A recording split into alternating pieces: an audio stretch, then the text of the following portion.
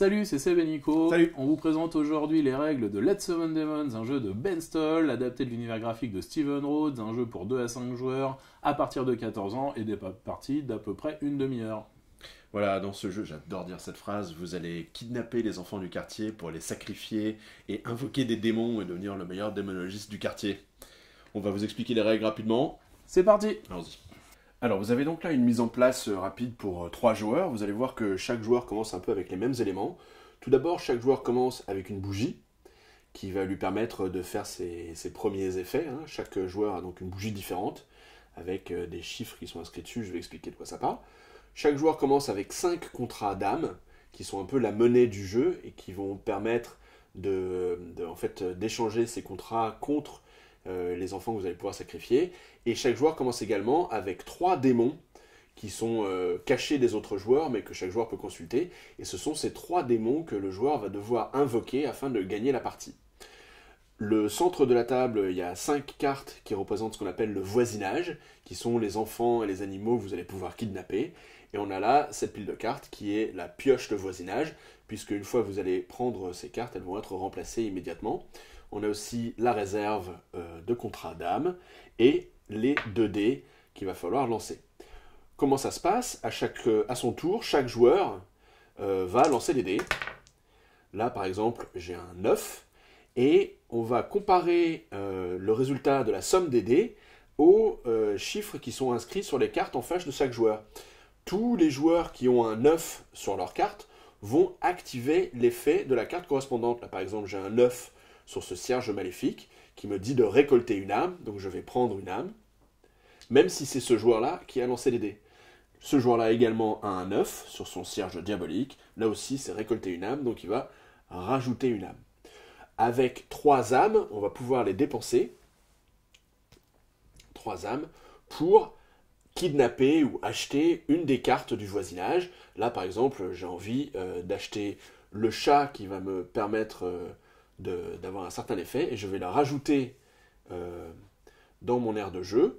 Et maintenant, ce chiffre 7 va se rajouter au 6 et au 8 qui me permettent de déclencher des effets. Donc si le joueur suivant, admettons, fait un... Voilà, je vais tricher, je vais dire qu'il avait fait un 6. Donc même si c'était ce joueur-là qui avait lancé les dés, comme moi j'ai un 6, c'est moi qui vais récolter une âme. Là, il n'y a pas de 6, là, il n'y a pas de 6, donc eux ne vont rien faire. Et ainsi de suite, chaque joueur va lancer les dés dès que vous avez suffisamment d'âmes, que vous avez une carte qui vous intéresse au centre de la table, vous allez pouvoir kidnapper le gamin en question à votre tour. Donc voilà, par exemple, je vais prendre l'adorable Lisa, en sachant que souvent les cartes vont avoir des effets de combinaison entre elles, c'est-à-dire que telle carte d'enfant adorable va rajouter des points en plus, va vous permettre de récolter des âmes en plus s'il y a d'autres enfants adorables, ou tel enfant qui aime bien les animaux va vous permettre de récolter des âmes supplémentaires si vous avez aussi des animaux en face de vous, etc. Il y a tout un tas de combinaisons entre le fait que ce soit un garçon, une fille, un enfant adorable, un animal, un enfant horrible, etc. Tout ça va donner toute une série de combinaisons qui vont vous permettre d'acquérir des armes en plus. Lorsque vous avez 3 enfants dans votre aire de jeu, par exemple 3 enfants aux animaux, donc là j'ai l'adorable Lisa, le chat errant, je vais le mettre là.